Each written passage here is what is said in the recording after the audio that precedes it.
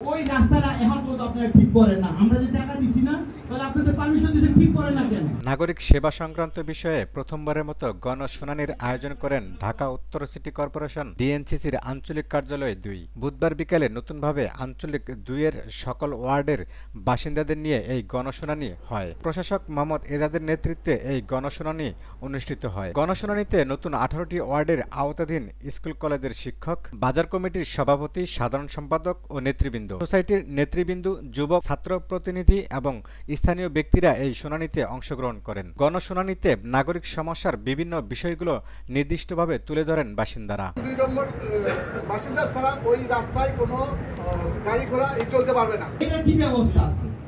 আরেকটা জিনিস আমি আপনার মাধ্যমে জানতে চাই যে আমাদের ৩ নম্বর ওয়ার্ডে একটা কমিউনিটি সেন্টার প্রয়োজন। আমাদের ৩ নম্বর ওয়ার্ডে কোথায় একটা কমিউনিটি সেন্টার দিবেন, সেই ব্যবস্থাটা করবেন। ফুটপাত তৈরি করা হয়েছে, ফুটপাতের উপরে আবার দোকানপাট তৈরি করা হয়েছে। মানুষের আসলে এখানে কোনো বিনোদনের ব্যবস্থা নাই।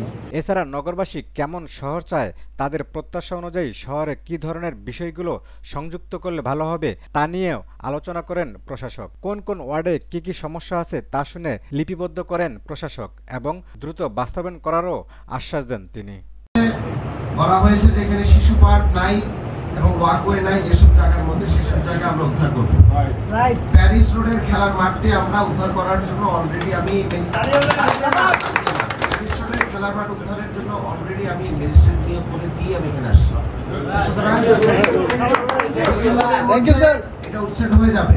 ড্রেনেজ আউটলেট যেগুলো দখলে আছে সেকশন 11-এ, সেই ড্রেনেজ আউটলেট গুলো আমরা উদ্ধারের জন্য নেমে যাব।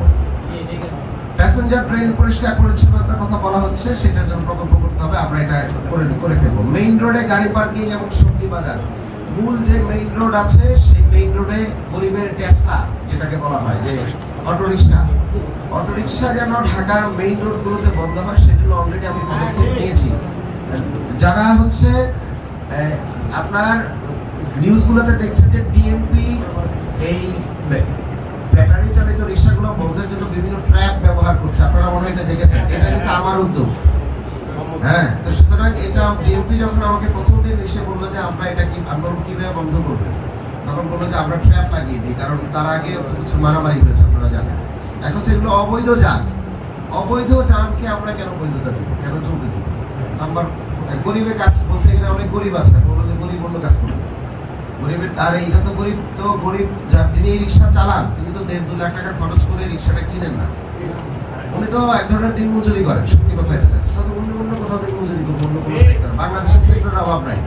তো সুতরাং গরিবে কি খাবে, গরিব এটা মানে রিক্সা না চালাইলে মাদক নিয়ে বসে যাবে, এটা মিথ্যা কথা। যার পেটের জোর আছে সে অল্টারনেট লাইভলিহুড খুঁজে বের করবে, নাম্বার 1।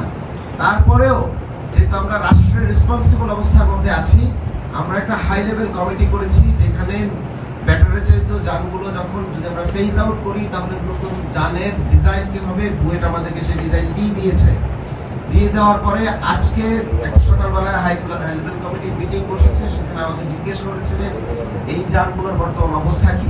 আমি গত সপ্তাহে কারা এটা প্রডিউস করবেন, নতুন যে যানগুলো আসবে, সেই প্রাইভেট সেক্টরকে আমরা রাজি করিয়েছি, দুটো গ্রুপকে, তারা এটা প্রডিউস করবেন। তাদের সাথে আমরা সরকারের সাথে এমওইউ করে আমরা ব্যাটারি চালিত যানগুলো এখন হাতে চলে, যে কারণে তার কোনো ব্রেকের কন্ট্রোল নাই। সুতরাং এটা ডেফিনেটলি হাইড্রো হতে হবে, পায়ে ব্রেক করতে হবে। পুরো ডিজাইনটা যেহেতু বুয়েট দিয়ে দিয়েছে, বেসড অন দ্যাট ডিজাইন প্রোডাকশনে কিভাবে যাবে, ইনভেস্টমেন্ট কারা করবে, আমি সব রেডি করে ফেলেছি। এবং 2 সিটি কর্পোরেশন সহ বাংলাদেশে যে 3000 এলজিআই আছে, সেই সবগুলো এলজিআই থেকে আমরা ডেমোগ্রাফি বেস, মানে কোন শহরে কতটুকু মানুষ আছে এবং কতটুকু ইনফ্রাস্ট্রাকচার আছে, সেটার উপর ভিত্তি করে আমরা কোন জোনে কতটুকু রিক্সার অনুমোদন দিলে কাজ হবে, সেটা আমরা আইডেন্টিফাই করছি, করে আমরা নাম্বার প্লেট বৈধতা করব। নতুন ডিজাইন, পুরান ডিজাইনকে আমরা বৈধতা করব না। নতুন ডিজাইনে যখন বৈধতা করব, আপনারা জানেন রিক্সার একটা নাম্বার প্লেট দিয়ে 10টা রিক্সা চলে।